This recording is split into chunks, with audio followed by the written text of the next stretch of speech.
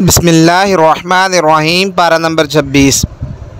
इस पारे में सूरतुल अहकाफ, सूरह मोहम्मद, सूरह फतह, सूरह हुजरात, सूरह क़ाफ और सूरह ज़ारियात शामिल है। सूरतुल अहकाफ। इस सूरत का नज़ूल उस वक़्त हुआ जब जिन्नात की एक टोली ने हुज़ूर अकरम सल्लल्लाहु अलैहि वसल्लम से तिलावत कुरान पाक सुनी थी। इस सूरत के अहम नकात बुनियादी अकायद, पेशियन गोई, वालदैन से सलूक, जिन्नात मुतासर हुए। बुनियादी अकायद। इस सूरत में भी तौहीद, रिसालत और आखरत को दलाइल के साथ बयान फरमाया गया है, लेकिन मुशरिकीन के पास अपने गलत अकायद को साबित करने के लिए कोई अकली और नकली या रवायती या किताबी दलील नहीं थी। पेशियन गोई। बनी इसराइल से चंद यहूदी और ईसाई लोग कुरान मजीद पर ईमान लाने वाले हैं। ये पेशियन गोई कुछ देर बाद सच साबित हुई। वालदैन से सलूक। वालदैन के औलाद पर बहुत एहसान है। अल्लाह ने माँ बाप के साथ उसने सलूक के बयान के दौरान माँ की फितरी मुशक्क़त का जिक्र ख़ुसूसी तौर पर किया है, इसलिए उनके साथ अच्छा सलूक करना चाहिए, लेकिन अकीदे में उनका साथ ना दिया जाए और ना ही किसी गुनाह के काम में उनकी बात मानी जाए। जिन्नात मुतासर हुए। कुरान करीम के पुर असर कलाम और रसूल पाक सल्लल्लाहु अलैहि वसल्लम की आवाज़ ने जिन्नों पर इतना असर किया कि वो ईमान लाने के बाद अपनी कौम के पास इस्लाम के दाई की हैसियत से काम किया और जिन्नात के वफूद रसूलुल्लाह सल्लल्लाहु अलैहि वसल्लम के पास मुख्तलिफ़ औक़ात में आते रहे। सूरह मोहम्मद। ये मदनी सूरत है और इस सूरत में बुनियादी तौर पर जहाद व क़िताल के अहकामात हैं। इस सूरत के अहम नकात: जहाद का मकसद कैदियों से सलूक, मोमन का इम्तिहान, सुलह, बर्बादी का ज़रिया। जहाद का मकसद। जहाद का एक मकसद यह है कि उसके ज़रिए दुनिया में इंसाफ कायम हो, गैर इस्लामी हुकूमतों ने जो जुल्म और फसाद फैलाया हुआ है उसका ख़ात्मा हो। कैदियों से सलूक। जब कुफ़ार से मुकाबला हो तो अपनी पूरी ताकत को इस्तेमाल करके उनको कत्ल करें। उनको कुचलने के बाद मजबूती से गिरफ़्तार शुदा कैदी छोड़ दें। इस सिलसिले में इस्लामी हुकूमत को मंदरजा ज़ैल इख्तियार है। कैदियों को एहसान करके छोड़ दिया, फ़िदिया या मुआवजा लेकर छोड़ दें। अगर ज़िंदा छोड़ने में कोई ख़तरा है तो कत्ल कर सकते हैं। बासलाहियत कैदियों को इस्लामी तालीमात के मुताबिक रख लिया जाए। गैर मुस्लिम को जंग के बाद कत्ल या कैद करना जायज़ नहीं। मोमन का इम्तिहान। जिहाद के फरीज़े से मुसलमानों का इम्तिहान मकसूद है कि दीन की खातिर कौन साबित कदमी से अपनी जान ख़तरे में डालता है और कौन बुज़दिली का मुज़ाहरा करता है। जो मुसलमान इस जिहाद में शहीद होगा वो जन्नत में जाएगा। सुलह।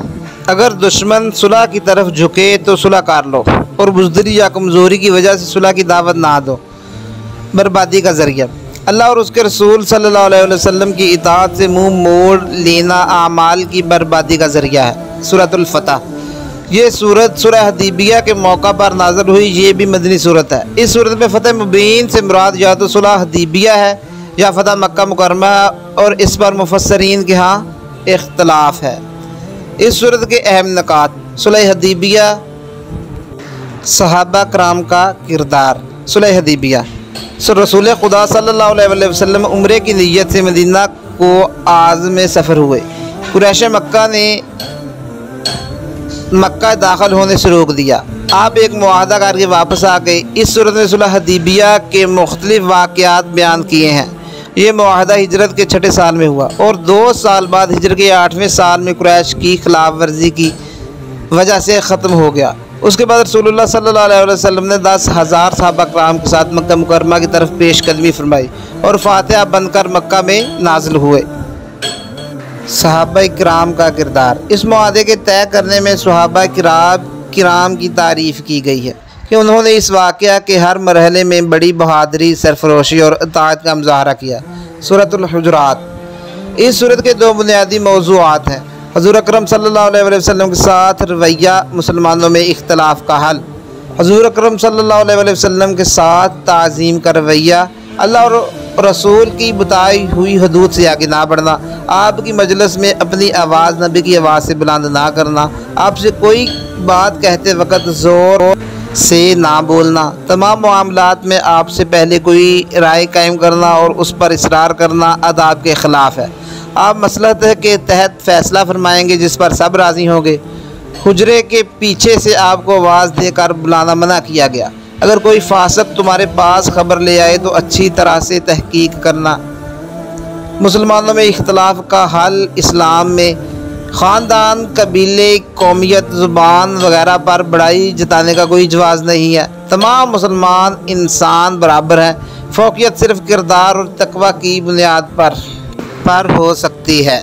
मुसलमानों में दो ग्रुपों में इख्तलाफ पैदा हो जाए तो इत्तेहाद व इत्तफ़ाक़ कायम रखने के लिए इन असूलों पर अमल ज़रूरी है। मुसलमानों के दो ग्रोह आपस में लड़ पड़े तो सुलह करवा दें। अगर उनमें से एक ग्रोह ज़्यादती कर रहा तो उसके ख़िलाफ़ लड़ो। जब ग्रोह अल्लाह के हुक्म पर लौट आए तो उनके दरमियान इंसाफ से सुलह करा दो। एक दूसरे का मजाक ना उड़ाएं। मर्द मर्दों का और औरतें औरतों का। एक दूसरे को ताने ना दो। एक दूसरे को बुरे अलकाब से मत पुकारो। गीबत, चुगली और बदगुमानी से बचो। दूसरों के मामलात में नाहक मुदाखलत ना करो। सूरह क़ाफ। इस सूरत का असल मौजू आखिरत का इस बात है। अहम नुकात: आखिरत, अज़ाब, जहन्नम, जन्नत। आखिरत यही वो अक़ीदा है जो इंसान के कौलो फ़ेल में ज़िम्मेदारी का एहसास पैदा करता है। अज़ाब: कुफ़ार और मुशरिकीन को मरने के बाद ज़िंदा होने पर कई मिसालें देकर समझाया गया है। जुटलाने वाली कौमों को जिस अज़ाब से डराया था वो होकर रहा और कितनी कौमें हलाक और तबाह बर्बाद हुईं। जहन्नम: क़यामत के रोज़ हर एक को नामे आमाल दिया जाएगा। फरिश्तों को हुक्म दिया जाएगा कि हर उस शख्स को जो काफिर और हक का दुश्मन है जहन्नम में डाल दो। जन्नत: परहेज़गारों के लिए जन्नत करीब कर दी जाएगी। जन्नतियों को वहाँ सब कुछ मिलेगा जो वो चाहेंगे और अल्लाह के पास बहुत ज़्यादा है। सूरह ज़ारियात। इस्लाम के बुनियादी अकायद और ख़ास तौर पर आखिरत की ज़िंदगी, जन्नत और दोज़ख के हालात और पिछली कौमों के इबरतनाक अंजाम का मौसर तज़किरा है। अहम नुकात: मुत्तकीन की सिफ़ात। मुत्तकीन की सिफ़ात का बयान है कि वो रात में बहुत कम सोते हैं, सहर के वक़्त इस्तिग़फ़ार करते हैं और अपने मालों में साइल और महरूम का हक़ फरामोश नहीं करते। इब्राहीम अलैहिस्सलाम के पास मेहमानों के आने और उनकी ज़ियाफ़त का तज़किरा है।